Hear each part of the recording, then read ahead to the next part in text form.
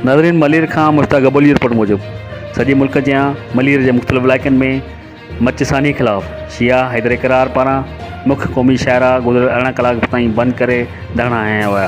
मलेर जे Saudabad, Quaidabad, super highway, steel town, Gaggar, Landhi समेत केतिरा मुख्य शाइरा बंदि, ईंदड़ वेंदड़ ट्रैफ़िक मुअतल, सवें गाॾियुनि में हज़ारे माण्हू रस्तनि में फाथल रहिया। धरणे जी जॻहियुनि ते पुलिस ऐं रेंजर्स जा वॾा अटाला अलर्ट रहिया।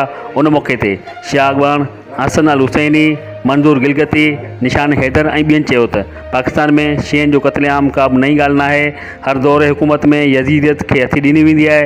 वज़ीर आज़म जेकॾहिं पहिरीं ॾींहुं हज़ारा बरादरी जे ॾुख में शरीक थी हा त अवाम खे एतिरी तकलीफ़ खे मुंहुं न ॾियणो पवे हा।